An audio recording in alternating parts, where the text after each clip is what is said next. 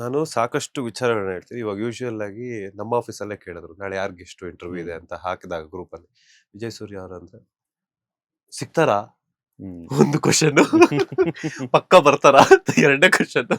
ಮೂರನೇದು ಹೆಂಗೆ ಅವರು ಅಂತ ಕೇಳ್ತಾರೆ. ಒಂದು ಅಂದ್ರೆ ಆಫೀಸಲ್ಲಿ ಔಟ್ಸೈಡ್ ಇರುವಂತ ರಿಪೋರ್ಟರ್ಸ್ಗೆ ಕ್ಯಾಮ್ರಾಮನ್ಸ್ಗೆ ನೀವೇನು ಅಂತ ಗೊತ್ತು, ಹ್ಮ್. ಇನ್ಸೈಡ್ ಇರುವಂತವ್ರಿಗೆ.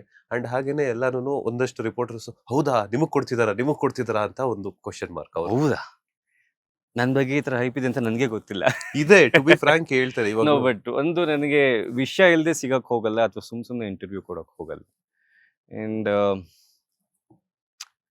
ಈಗ ಓಕೆ, ಮುಂಚಿಂದನೂ ನನಗೆ ಆ, ಈ ಒಂದು ಪ್ರಾಸೆಸ್ ಏನಿದೆ ಅದು ನಂಗೆ ಇಷ್ಟ. ಆಕ್ಟಿಂಗ್ ಇರ್ಬೋದು, ಈಗ ಟಿವಿ ಇರ್ಬೋದು, ಸಿನಿಮಾ ಇರ್ಬೋದು, ಆ ಒಂದು ಪ್ರಾಸೆಸ್ ಇಷ್ಟ ನನಗೆ. ಅದರಿಂದ ಜನಪ್ರಿಯತೆ ಅಥವಾ ಅದರಿಂದ ಫ್ಯಾನ್ಸು ಅದ್ರ ಬಗ್ಗೆ ನಂಗೆ ಯಾವತ್ತೂ ಚಿಂತೆ ಇಲ್ಲ. ದುಡಿಬೇಕು, ಹೊಟ್ಟೆಪಾಡಿಗೆ ಎಷ್ಟು ಬೇಕೋ ಅಷ್ಟು ದುಡಿಬೇಕು, ಅದಿದೆ. ಆ ಪ್ರಾಕ್ಟಿಕಲ್ ವಿಷಯಗಳೆಲ್ಲ ಇದೆ.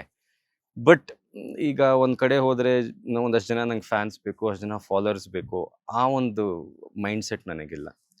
ಸೊ ಯೂಶಲಿ ಈಗ ಇಂಟರ್ವ್ಯೂಸ್ ಅಂದ್ರೆ ಏನ್ ಹೇಳಿ, ನಮ್ಮನ್ನ ನಾವು ಜನಕ್ಕೆ ತಲುಪಿಸೋಕೆ, ಹೌದು. That is the medium. So ನಾವು ಎಷ್ಟು ಜಾಸ್ತಿ ಇಂಟರ್ವ್ಯೂಸ್ ಕೊಡ್ತೀವೋ ಅಷ್ಟು ನಮ್ಮನ್ನು ನಾವು ಪ್ರಚಾರ ಮಾಡ್ಕೊಳ್ಳೋಕೆ ಒಂದು ವೇದಿಕೆ ಸಿಗುತ್ತೆ. ಅದು ಒಂದು ಬೇಸಿಕ್ ಐಡಿಯಾ ಅಬೌಟ್ ಇಂಟರ್ವ್ಯೂಸ್. ನನ್ನ ಮೈಂಡ್ ಸೆಟ್ ಏನು ಅಂದರೆ, ನನಗಿಂತ ಹೆಚ್ಚಾಗಿ ವಿಜಯ ಲಲಿತಾ ಸೂರ್ಯ ಜನಕ್ಕೆ ಬೇಕಾಗಿಲ್ಲ. ಅವನೇನು ಕೆಲಸ ಮಾಡ್ತಾನೆ, ಅವನ ಪಾತ್ರ ಏನು, ಅದು ರೀಚ್ ಆಗಬೇಕು ಆಡಿಯನ್ಸ್ಗೆ. ಸೊ ಶುರುವಿಂದನೂ ನಂದು ಇದೇ ಮೈಂಡ್ ಸೆಟ್ಟು. ಸೊ ಕೆಲವೊಂದ್ಸಲ ಕೆಲವ್ರು ಕೇಳ್ತಾರೆ, ಬನ್ನಿ ಸರ್ ನೀವು ಇಂಟರ್ವ್ಯೂ ಕೊಡಿ, ನಿಮ್ಮ ಆ ವಿಷಯ ಹೇಳಿ, ನಿಮ್ಮ ಈ ವಿಷಯ ಹೇಳಿ. ನಾನು ಅವ್ರಿಗೆ ರಿಕ್ವೆಸ್ಟ್ ಮಾಡ್ಕೋತೀನಿ, ಬೇಡ ಸರ್, ಕೆಲಸ ವಿಚಾರ ಇದ್ದರೆ ನಾನು ಹೇಳ್ತೀನಿ. ಸದ್ಯಕ್ಕೇನು ಹೊಸದೇನು ಮಾಡ್ತಿಲ್ಲ ನಾನು. ಹೊಸದು ಮಾಡಂಗಿದ್ರೆ ದಯವಿಟ್ಟು ನಿಮ್ಮ ಸಹಾಯಕ್ಕೆ, ನಿಮ್ಮ ಸಹಾಯ ಬೇಕೇ ಬೇಕು ನಮಗೆ. ನೀವಿಲ್ಲದೆ ನಾವಿಲ್ಲ, ಆ್ಯಸ್ ಸಿಂಪಲ್ ಇಸ್ ದ್ಯಾಟ್. ಅದು ನನಗೆ ಗೊತ್ತು. ನನ್ನ ವೈಯಕ್ತಿಕ ವಿಚಾರ ಎಷ್ಟು ಅಂತ ಅದನ್ನ ಹೇಳ್ಕೊಳ್ಳೋ ವ್ಯಕ್ತಿ ನಾನಲ್ಲ, ಅವಶ್ಯಕತೆ ಇಲ್ಲ ಒಂದು. ಆ್ಯಂಡ್ ಅದಕ್ಕೆ ಅದನ್ನ ವೈಯಕ್ತಿಕ ವಿಚಾರ ಅಂತಾರೆ, ಪಬ್ಲಿಕ್ ವಿಚಾರ ಅನ್ನಕ್ಕೆ ಹೋಗಲ್ಲ. ಸೊ ನನ್ಗೆ ಮುಂಚಿಂದನೂ ನನ್ನ ಕೆಲಸ ಜನಕ್ಕೆ ರೀಚ್ ಆಗಬೇಕು. ನಾನು ಏನು ಮಾಡ್ತೀನೋ ನನ್ನ ಪಾತ್ರಗಳು ಜನಕ್ಕೆ ರೀಚ್ ಆಗಬೇಕು. ಈ ಒಂದು ಪ್ರಾಸೆಸ್ ಏನಿದೆ ಸ್ವಲ್ಪ ಸ್ಲೋ ಪ್ರಾಸೆಸ್ ನಂದು, ಪರವಾಗಿಲ್ಲ. ಬಟ್ ನಾನು ನಂಬಿದ್ದೀನಿ ಇವತ್ತವರೆಗೂ, ಇಷ್ಟು ವರ್ಷ ಆದರೂ ಕೂಡ ಜನ ನಂಗೆ ಇಷ್ಟಪಡ್ತಿದ್ದಾರೆ. ಆ್ಯಂಡ್ ಬ್ಯಾಕ್ ಟು ಬ್ಯಾಕ್ ನನ್ನ ಕೆಲಸ ಆಫರ್ ಮೇಲೆ ಆಫರ್ ಬರ್ತಿದೆ ಅಂದರೆ, ಐ ಥಿಂಕ್ ಸಮ್ವೇರ್ ನನ್ನ ಪ್ರಿನ್ಸಿಪಲ್ಸ್ ವರ್ಕ್ ಆಗಿದೆ. ಆ್ಯಂಡ್ ಆಲ್ಸೋ ನನ್ನನ್ನು ನಾನು ತುಂಬ ಎಕ್ಸ್ಪೋಸ್ ಮಾಡ್ಕೋಬಾರ್ದು. ಅವಶ್ಯಕತೆಗಿಂತ ಜಾಸ್ತಿ ಎಕ್ಸ್ಪೋಜರ್ ಬೇಕಾಗಿಲ್ಲ ಯಾವ ವ್ಯಕ್ತಿಗೂ. ಸೊ ಆ ಒಂದು ಡೆಸ್ಪ್ರೇಷನ್ ಏನಿದೆ ಅದು ನಂಗಿಲ್ಲ. ಬಟ್ ನನ್ನ ಪಾತ್ರ ಜನಕ್ಕೆ ರೀಚ್ ಆಗಬೇಕು, ಆ ಡೆಸ್ಪ್ರೇಷನ್ ಇದೆ. ಯಾಕಂದರೆ ನಾವು ಕಲಾವಿದರು, ನಮ್ಮ ಕೆಲಸ ರೀಚ್ ಆಗಲೇಬೇಕು. ಅದಕ್ಕೆ ನಿಮ್ಮೆಲ್ಲರ ಸಹಾಯ ಬೇಕು. ಸೊ ಅದಿಲ್ಲದೆ ಆಗಲ್ಲ. ಸೊ ಹಾಗಾಗಿ ಎಲ್ಲೋ ಒಂದು ಕಡೆ ಆ ಒಂದು ಕ್ಯೂರಿಯಾಸಿಟಿ ಇದೆ ಆಡಿಯನ್ಸ್ಗೆ ಇನ್ನು ನನ್ನ ಬಗ್ಗೆ ತಿಳ್ಕೊಬೇಕು ಅಂದರೆ. ಅದು ಆ್ಯಕ್ಚುಲಿ ಅದನ್ನ ನಾನು ನನ್ನ ಪಾತ್ರಕ್ಕೆ ಡೈವರ್ಟ್ ಮಾಡೋಕ್ಕೆ ಇಷ್ಟಪಡ್ತೀನಿ. ಓಕೆ, ಈಗ ಏನಿದ್ರು ಸೋಷಿಯಲ್ ಮೀಡಿಯಾ ಜಮಾನ. ಹ್ಞೂ. ಪ್ರತಿಯೊಬ್ಬ ನಟರು ಸೋಷಿಯಲ್ ಮೀಡಿಯಾದಲ್ಲಿ ತಮ್ಮ ಅಭಿಮಾನಿಗಳಿಗಾಗಿರ್ಬೋದು, ತಮ್ಮನ್ನ ಇಷ್ಟಪಡುವಂತಹ ವ್ಯಕ್ತಿಗಳಿಗಾಗಿರ್ಬೋದು ಈಸಿಯಾಗಿ ತಲುಪುವಂತಹ ಪ್ಲಾಟ್ಫಾರ್ಮ್. ವಿಜಯ್ ಸೂರ್ಯ ಅವರು ಸೋಷಿಯಲ್ ಮೀಡಿಯಾನ, ಅದ್ರ ಜೊತೆಗೆ ಸೋಷಿಯಲ್ ಮೀಡಿಯಾದಿಂದ ದೂರ ಇರೋದಕ್ಕೆ ಕಾರಣ ಏನು? ಒಂದಷ್ಟು ದಿನಗಳ ಕಾಲ ಇನ್ಸ್ಟಾಗ್ರಾಮ್ ಅಲ್ಲಿ ಆಗಿರ್ಬೋದು, ಸೋಷಿಯಲ್ ಮೀಡಿಯಾದಲ್ಲಿ ಆಗಿರ್ಬೋದು ಆಕ್ಟಿವ್ ಆಗಿದ್ರಿ. ಇತ್ತೀಚಿನ ದಿನಗಳಲ್ಲಿ ಅದನ್ನು ಕೂಡ ಡಿಲೀಟ್ ಮಾಡಿದ್ರ. ಯಾಕೆ, ಏನಾಯ್ತು ಅಂತ? ಅಂದರೆ ಫಸ್ಟು ಸೋಷಿಯಲ್ ಮೀಡಿಯಾ ಬಂದಾಗ ಆಬ್ವಿಯಸ್ಲಿ ಒಂದು ಕ್ಯೂರಿಯಾಸಿಟಿ ಇರುತ್ತೆ. ಆವಾಗ ಒಂದು ಮೋರ್ ದೆನ್ 8-9 ಇಯರ್ಸ್ ಬ್ಯಾಕ್ ಆ ಕ್ಯೂರಿಯಾಸಿಟಿಯಿಂದ ಓಪನ್ ಮಾಡಿದ್ದೆ. ಬಟ್ ದಿನ ಅದರಿಂದ ನನಗೇನು ಏನಂತಾರೆ, ಚೆನ್ನಾಗಿತ್ತು. ಅಂದರೆ ಫೋಟೋಸ್ ಹಾಕ್ತಿದ್ದೆ, ನನಗೆ ಫೋಟೋ ಕ್ಲಿಕ್ ಮಾಡೋ ಆಸೆ ಇತ್ತು ಫೋನಲ್ಲಿ. ಸೊ ಏನೇನು ವಿಷಯಗಳು ಸಿಗುತ್ತೋ ಕ್ಲಿಕ್ ಮಾಡೋದು, ನಾನು ಕ್ಲಿಕ್ ಮಾಡ್ಕೊಳ್ಳೋದು, ಹಾಕ್ತಿದ್ದೆ.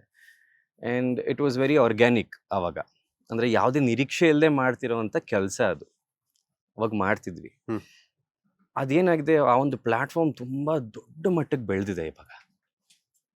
ಆ್ಯಂಡ್ ಯಾವುದನ್ನು ಯಾವುದು ಆರ್ಗ್ಯಾನಿಕ್ ಆಗಿ ಆಗ್ತಿಲ್ಲ. ಎಲ್ಲನೂ ಯಾವುದೋ ಒಂದು ವಿಷಯಕ್ಕೋಸ್ಕರನೇ ಮಾಡ್ತಿದ್ದಾರೆ. ನಾನು ಟ್ರೆಂಡಿಂಗ್ ಆಗಿರಬೇಕು ಅಂತ ರೀಲ್ಸ್ ಮಾಡೋದು, ನಾನು ಟ್ರೆಂಡಿಂಗ್ ತಪ್ಪಲ್ಲ ಅದು. ಅಂದರೆ ಅದು ಅವರ ವೈಯಕ್ತಿಕ ವಿಚಾರ. ನನಗೆ ಅದು ನಂಗೆ ಮಜಾ ಕೊಡಲಿಲ್ಲ ನಾನು. ಸೊ ಆವಾಗಲೇ ಡಿಲೀಟ್ ಮಾಡಿದ್ದೆ ನಾನು. ಅದಾದಮೇಲೆ ನನ್ನ ಮದುವೆ ಆದಮೇಲೆ ನನ್ನ ವೈಫ್ ಫೋರ್ಸ್ ಮಾಡಿದ್ರು. ಅವರು ಡಿಜಿಟಲ್ ಮಾರ್ಕೆಟಿಂಗಲ್ಲಿದ್ದರು ಯಾಹೂಲಿ. ಇಲ್ಲ ಬೇಕು, ಯು ಡೂ ಇಟ್ ಅಂತ. ನಾನು ಮತ್ತೆ ಓಪನ್ ಮಾಡಿದೆ. ಇನ್ನೊಂದು ಕಾರಣ ಏನಕ್ಕೆ ಓಪನ್ ಮಾಡಿದ್ದು ಅಂದರೆ, ತುಂಬ ಫೇಕ್ ಅಕೌಂಟ್ಸ್ಗಳು ಬರ್ತಿತ್ತು ನನ್ನ ಹೆಸರಲ್ಲಿ. ಸೊ ಅಟ್ಲೀಸ್ಟ್ ನಂದೊಂದು ಅಫಿಷಿಯಲ್ ಅಕೌಂಟ್ ಇದ್ದರೆ ಜನಕ್ಕೆ ಗೊತ್ತಿರುತ್ತೆ, ಒಂದು ಬ್ಲೂ ಟಿಕ್ಕಲ್ಲಿ ಇರುತ್ತೆ, ಅದು ಮಾತ್ರ ಒರಿಜಿನಲ್. ಯಾಕಂದರೆ ನನ್ನ ಹೆಸರಲ್ಲಿ ತುಂಬ ಜನ ನನಗೆ ಕಾಲ್ಸ್ ಬರ್ತಿಲ್ಲ, ಸರ್ ನಿಮ್ಮ ಹೆಸರಲ್ಲಿ ಏನೋ ಮೆಸೇಜ್ಗಳು ಕಳಿಸ್ತಿದ್ದಾರೆ, ಅದಿರುತ್ತೆ. ತುಂಬ ಜನ ಆ್ಯಕ್ಟರ್ಸ್ಗೂ ಆಗಿದೆ, ಅದು ಇವತ್ತು ಅದನ್ನ ನಿಲ್ಸೋಕ್ಕಾಗಲ್ಲ. ದಯವಿಟ್ಟು ಯಾರು ಮೆಸೇಜ್ ಮಾಡೋಕ್ಕೆ ಹೋಗ್ಬಿಡಿ. ಮಾಡಿದ್ರೆ ಬರೀ ಬ್ಲೂ ಟಿಕ್ ಇರಬೇಕು, ಅದು ಒಫಿಷಿಯಲ್ ವೆರಿಫೈಡ್ ಅಕೌಂಟ್ ಇರಬೇಕು, ಮಾಡಬೇಕು. ಅಕಸ್ಮಾತ್ ಈ ಥರ ಫೇಕ್ ಅಕೌಂಟ್ಸಿಂದ ಮೆಸೇಜ್ ಬಂದರೆ ಸಿಂಪಲ್ ಬ್ಲಾಕ್ ಮಾಡಾಕ್ಬಿಡಿ. As simple is that. ನೀವು ಅದಕ್ಕೆ ರೆಸ್ಪಾಂಡ್ ಮಾಡೋದು ಅಥವಾ ಮತ್ತೊಂದು ಮಾಡೋದು ಮಾಡೋಕ್ಕೆ ಹೋಗ್ಬಿಡಿ, ಅವಶ್ಯಕತೆ ಏನಿದೆ. ಸೊ ಹಾಗಾಗಿ ಅವಾಗ ಓಪನ್ ಮಾಡಿದ್ದೆ. ಬಟ್ ಇವಾಗ ಏನಾಗಿದೆ, ಎಲ್ಲ ಎಲ್ಲ ಎಲ್ಲ ಏನಂತಾರೆ, ಎಲ್ಲರಿಗೂ ಗೊತ್ತಾಗಿದೆ ಯಾವುದು ಫೇಕು ಯಾವುದು ಒರಿಜಿನಲ್ ಅಂತ. ಇವಾಗ ಅವಶ್ಯಕತೆ ಇಲ್ಲ. ಆ್ಯಂಡ್ ಮೋರ್ ಓವರ್ ನಾನು ಅದರಲ್ಲಿ ಆ್ಯಕ್ಟಿವ್ ಇರಲಿಲ್ಲ, ಸುಮ್ಮನೆ ಯಾವಾಗಲೋ ಒಂದ್ಸಲ ಒಂದು ಪೋಸ್ಟ್ ಹಾಕ್ತಿದ್ದೆ. ಆ್ಯಂಡ್ ಎಲ್ಲ ಒಂದು ಕಡೆ ಟೈಮ್ ವೇಸ್ಟ್ ಮಾಡ್ತಿದ್ದೆ, ಅದರಲ್ಲಿ ಸ್ಕ್ರೋಲ್ ಮಾಡಿಕೊಂಡು ಟೈಮ್ ವೇಸ್ಟ್ ಆಗ್ತಿತ್ತು. ಆ್ಯಂಡ್ ನಾನು ಅದನ್ನ ಮಾನಿಟರಿ ಪರ್ಪಸ್ಗೋಸ್ಕರ ಇಟ್ಕೊಂಡಿರಲಿಲ್ಲ. ಅಕಸ್ಮಾತ್ ಇಟ್ಕೊಂಡಿದ್ದರೆ ಮೇ ಬಿ ಕಂಟಿನ್ಯೂ ಮಾಡ್ತಿದ್ದೆ. ಆ್ಯಂಡ್ ಎಲ್ಲೋ ಒಂದು ಕಡೆ ಐ ಫೀಲ್ ಕಲಾವಿದರು ಅವ್ರನ್ನವ್ರು ಉಳಿಸ್ಕೋಬೇಕು. ಆವಾಗಲೇ ಅವ್ರ ಪಾತ್ರ ತುಂಬ ಸ್ಟ್ರಾಂಗಾಗಿ ರೀಚ್ ಆಗುತ್ತೆ ಆಡಿಯನ್ಸ್ಗೆ, ನನ್ನ ಅನಿಸಿಕೆ ಇದು. ಈಗಿರೋ ಟ್ರೆಂಡ್ಗೆ ಅದು ವಿರುದ್ಧವಾಗಿದೆ ಆ್ಯಕ್ಚುಲಿ. ಬಟ್ ಆವಾಗೆಲ್ಲ ಇದ್ದಿದ್ದು ಹಾಗೇನೆ. ಎಲ್ಲ ಕಲಾವಿದರು ತುಂಬ ಕಾಣಿಸ್ಕೋತಿರ್ಲಿಲ್ಲ, ಅಥವಾ ಅವ್ರನ್ನವ್ರು ತುಂಬ ಏನು ಪ್ರತಿಯೊಂದು ವಿಚಾರನೂ ಓಕೆ ಇವತ್ತು ನಾನು ಮ್ಯಾಗಿ ಮಾಡಿದೆ, ಇವತ್ತು ನಾನು ಅದು ಮಾಡಿದೆ ಇದು ಮಾಡಿದೆ ಅಂತ ಪೋಸ್ಟ್ ಮಾಡ್ತಿರ್ಲಿಲ್ಲ. ಓಕೆ, ನಾನು ಇದನ್ನ ಏನಂತಾರೆ ನೆಗೆಟಿವಲ್ಲಿ ಹೇಳ್ತಿಲ್ಲ. ಇದು ನಿಮ್ಮನ್ನು ನೀವು ಎಷ್ಟು ನೀವು ಕಾಪಾಡ್ಕೊತಿರೋ ನಿಮ್ಮ ಬಗ್ಗೆ ಒಂದು ಇಂಟ್ರೆಸ್ಟ್ ಅಷ್ಟೇ ಜಾಸ್ತಿ ಬೆಳೆಯುತ್ತೆ. ಎರಡು ಥರನೂ ಆಗುತ್ತೆ, ಇಂಟ್ರೆಸ್ಟ್ ಬೆಳೆಯುತ್ತೆ ಅಥವಾ ಇಂಟ್ರೆಸ್ಟು ಹೋಗುತ್ತೆ. ಹೌದು. ಎರಡು ಸಾಧ್ಯತೆ ಇದೆ. ಬಟ್ ಅದೇ ನಾವು ಕಂಟಿನ್ಯೂಸ್ ಆಗಿ ಏನೋ ಒಂದು ಕೆಲಸ ಮಾಡ್ತಿದ್ರೆ ಆ ಇಂಟ್ರೆಸ್ಟ್ ಹಾಗೆ ಉಳ್ಕೊಳ್ಳುತ್ತೆ. ಆ್ಯಂಡ್ ಆ ಕೆಲಸದಲ್ಲಿ ಆನೆಸ್ಟಿ ಇರಬೇಕು. ಆ್ಯಂಡ್ ನಾನು ಸ್ವಲ್ಪ ಹಳೆ ತಲೆ ನಂದು, ನನ್ನ ಆತ್ಮಕ್ಕೆ ತುಂಬ ವಯಸ್ಸಾಗಿದೆ. ದಿನಾನು ಅಥವಾ ವಾರಕ್ಕೆ ಒಂದು ಪೋಸ್ಟ್ ಮಾಡೋವಂಥ ಪೇಷನ್ಸ್ ನನಗಿಲ್ಲ. ಆ್ಯಂಡ್ ಫ್ಯಾಮ್ಲಿ ಅದೇ ನನ್ನ ತಂದೆ ಆದ್ಮೇಲೆ ತುಂಬ ಎಕ್ಸೈಟ್ ಆಗ್ಬಿಟ್ಟಿದೆ. ಸೊ ನನ್ನ ಮಗನ ತುಂಬ ಫೋಟೋ ಕ್ಲಿಕ್ ಮಾಡ್ತಿದ್ದೆ, ಅದನ್ನೂ ಹಾಕ್ತಿದ್ದೆ. ಆಮೇಲೆ ಅನಿಸ್ತು ಸೋಷಿಯಲ್ ಮೀಡಿಯಾಗೆ ಹಾಕಬಾರ್ದು ಅಷ್ಟೊಂದು, ಅದನ್ನೂ ಸ್ಟಾಪ್ ಮಾಡಿದೆ ನಾನು. ಫಸ್ಟು ಫ್ಯಾಮಿಲಿ ಫೋಟೋಸ್ನೆಲ್ಲ ತೆಗೆದ್ಬಿಟ್ಟೆ ನಾನು, ಬೇಡ ಅಂದರೆ ಯಾಕೆ ಸುಮ್ಮನೆ ಅಂತ. ಯಾಕೆಂದರೆ ಇವಾಗ ಏನಾಗಿದೆ, AI ಬಂದಮೇಲೆ ಎಲ್ಲ ನಮ್ಮ ಏನೇನು ಇನ್ಫಾರ್ಮೇಷನ್ಸ್ ಇದೆಯೋ ಎಲ್ಲ ಕಲೆಕ್ಟ್ ಮಾಡ್ತಿದೆ. And it's very dangerous. ಇವಾಗೇನು ಅನಿಸ್ತಾ ಇರ್ಬೋದು, ಮುಂದಕ್ಕೆ ಹೋಗ್ತಾ ಹೋಗ್ತಾ ಹೋಗ್ತಾ ನಮಗೆ ಪ್ರೈವಸಿ ಅನ್ನೋದೇ ಇರಲ್ಲ. ಈಗ ನಾವೇನು ಮಾತಾಡ್ತಿದ್ದೀವೋ ನಮ್ಮ ಫೋನ್ ಕೇಳಿಸ್ಕೊತಿದೆ ಆ್ಯಕ್ಚುಲಿ. ಈಗ ಏನೋ ಒಂದು ವಿಚಾರ ಮಾತಾಡ್ತೀವಿ ಅಂದ್ಕೊಳ್ಳಿ, ಕಾರು, ಗ್ಲಾಸಸ್ಸು ಅಥವಾ ಎನಿಥಿಂಗ್ ಫರ್ನಿಚರ್ಸು ಅಂತ. ನೀವು ಇನ್ಸ್ಟಾ ಅಥವಾ ಫೇಸ್ಬುಕ್ ತೆಗೆದು ಹಿಂಗೆ ಓಪನ್ ಮಾಡಿ, ಅದಕ್ಕೆ ಸಂಬಂಧಪಟ್ಟಿರೋ ವಿಚಾರಗಳು ಆ್ಯಡ್ಸ್ಗಳು ಬರುತ್ತೆ ನಿಮಗೆ.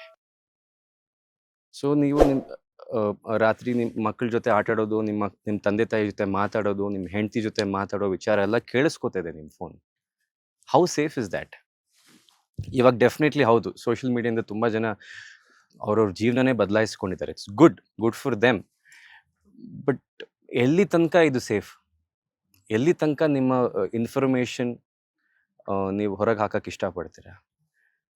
ಪ್ರತಿಯೊಂದು ವಿಚಾರ, ನಿಮ್ಮ ಬ್ಯಾಂಕ್ ಅಕೌಂಟ್ ಕೂಡ ಗೊತ್ತಿದೆ. If somebody hacks into the main server, anything can happen. ಏನು ಬೇಕಾದ್ರೂ ಆಗ್ಬೋದು. ಸೊ ಐ ಮೀನ್ ಇದು ಬಂದು ಡೇಂಜರ್ ವಿಷಯಗಳು. ಬಟ್ ಅದರಿಂದ ತುಂಬ ಜನಕ್ಕೆ ಲೈಫ್ ಬದಲಾಗಿದೆ, ಲೈಫ್ ಚೇಂಜ್ ಆಗಿದೆ. That's also positive.